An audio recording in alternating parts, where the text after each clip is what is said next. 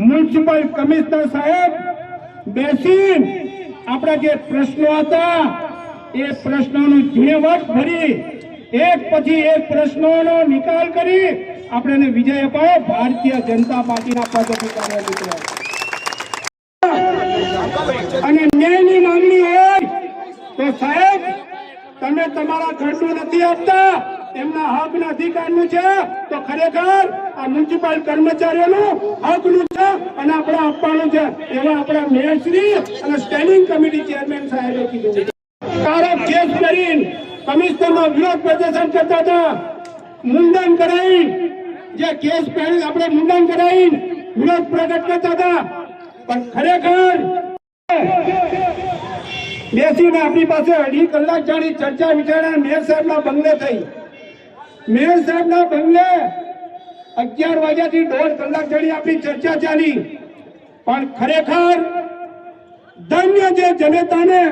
કે જે ભારતીય જનતા પાર્ટીના અમિતભાઈ શાહ દિનેશભાઈ મકવાણા દર્શનાબેન વાઘેલા અને ભારતીય જનતા પાર્ટીની બોડીએ આપણે ખરેખર સાંભળી આપણે ખરેખર ન્યાય આપ્યો એ બદલ નોકર મંડળ તરફથી તમને લાખ લાખ લાખ અભિનંદન આપ્યો છે મિત્રો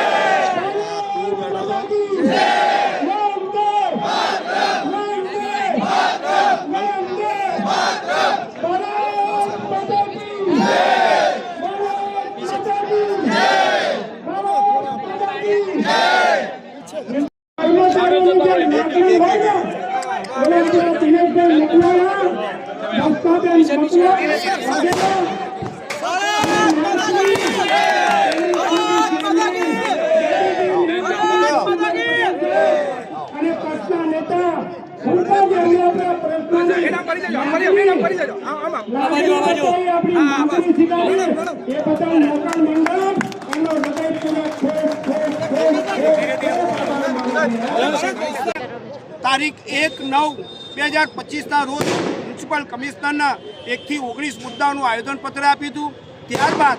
18/9/2025 રોજ મહારેલી કાઢી અને મ્યુનિસિપલ કમિશનર સાહેબે સામે અમે ઉગ્ર સૂત્રોચ્ચારો અને વિરોધ પ્રદર્શન બતાવ્યું હતું ત્યાર પછી 23/9/2025 થી તારીખ 13/10/2025 સુધી અમારા જે પ્રતિક ઉપવાસ હતા એ અમારા દિન પ્રતિદિન અમે ચાલુ રાખ્યા હતા અને અલગ અલગ વિભાગના અલગ અલગ ખાતાઓના આવીને લોકો ઉપવાસ પર બેઠતા હતા અમે 2 દિવસ કારો કેસ પહેરી અને કમિશનરનો વિરોધ પ્રદર્શન કર્યું હતું અમે કામદારો મારફતે મુંડન બી કરાવ્યું હતું ત્યારબાદ અમારી જે માંગણીઓ હતી જે અમે હડતાલનું એલાન આપ્યું હતું એ હડતાલ પણ અમે ચાલુ રાખવાના હતા પરંતુ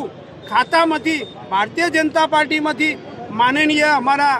દલિત એવા નેતા ભારતીય જનતા પાર્ટીના પશ્ચિમના સંસદ શ્રી દિનેશભાઈ મકવાણા એલિસ બ્રિજના ધારાસભ્ય શ્રી અમિતભાઈ શાહ અસારવાના ધારાસભ્ય શ્રી દર્શનાબેન વાઘેલા અમદાવાદ શહેર પ્રમુખ શ્રી પિરાગભાઈ શાહ અને મ્યુનિસિપલ કમિશનર સાહેબ mayor deputy mayor standing committee chairman અને પક્ષના નેતા લગભગ અમે લોકો સાથે મંડળના હોદ્દેદારો સાથે આજે મેયર સાહેબના બંને એક મિટિંગ રાખી હતી અમારા મુદ્દાઓ માટે અને એ મુદ્દાઓની અંદર મેક્સિમમ મુદ્દાઓ અમારા લગભગ પોણા ભાગના મુદ્દાઓ એ લોકો પ્રશ્ન નિકાલ કરવાની ખાતરી આપી એ બદલ એ લોકોનો ભારતીય જનતા પાર્ટીનો તેમજ કમિશનર સાહેબનો હું આભાર માનું છું સાથે સાથે મીડિયાવાળાનો પણ હું આભાર માનું છું જે આજે જે અમારી માંગણીઓ જે છે એ ખરેખર દિવાળીના દિવસો તો બાકી છે આજે કર્મચારીઓમાં એક દિવાળી જેવો માહોલ ઊભો કરી અને મ્યુનિસિપલ કમિશનર અને ભારતીય જનતા પાર્ટીનો હું નોકર મંડળ તરફથી એ લોકોનો હૃદયપૂર્વક આભાર આપું હડતાલનો આજે અમારા જે પ્રશ્નો માટે મેયર સાહેબ શ્રીના ત્યાં જે વાટાઘાટો થયા પછી અમે હડતાલ પડવાનો કોઈ પ્રશ્ન થતો નથી મોટો તહેવાર આવે છે અને પ્રજાને અમે બાનમાં લેવા માંગતા નથી અને અમારી માંગણીઓ સંતોષકારક સ્વીકારવામાં આવી એ બદલ હું એમનો આભાર માનું છું કમિશનર સાહેબનો. એમાં વિસ્તૃત ચર્ચા વિચારણા પછી પદાધિકારીઓ કોર્પોરેશનના અને MP દિનેશભાઈ, ધારાસભ્ય શ્રી દર્શનાબેન બધાની સાથે વિસ્તૃત ચર્ચા વિચારણા કરી અને એમની માંગણીઓનું આધારે જે પણ નિર્ણય લેવામાં આવ્યા છે તેમાં સુખદ અંત આજે આવ્યો છે. એમાં ભારતીય જનતા પાર્ટીની ચૂંટાયેલી પાંખ હંમેશા જે શહેરીજનોના સેવામાં જે ઘણે પગે કામ કરતા કર્મચારીઓની સાથે છે, એની સાથે સાથે જે છેલ્લા 2 દાયકામાં શાસનમાં જે કર્મચારીઓને સ્વતંત્ર મળતા નીતિ નિયમો પ્રમાણે તમામ લાભો આપવામાં આવ્યા છે. સોલિડ વેસ્ટ મેનેજમેન્ટના વિભાગના રિપોર્ટ અનુસાર યોગ્ય રેશિયો નક્કી કરી મુકાદમોની ભરતી કે પ્રમોશન આપવામાં આવશે. એની સાથે સાથે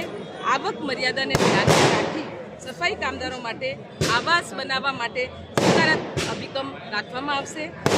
આમ કર્મચારીઓના હિતને પ્રાધાન્ય આપી યોગ્ય નિર્ણયો કરવામાં આવશે. અને આજે જે એમના હિતમાં એમના માટે જે નિર્ણયો લેવામાં આવ્યા છે એમાં અમે સૌએ નોકર મંડળની આ કર્મચારીઓની સાથે છે જે ખડે પગે શહેરની સેવા કરી રહ્યા છે. અમે સૌએ સાથે રહીને એમના જે માંગણીઓ છે એને પૂર્ણ કરવાના પ્રયાસો કરીશું.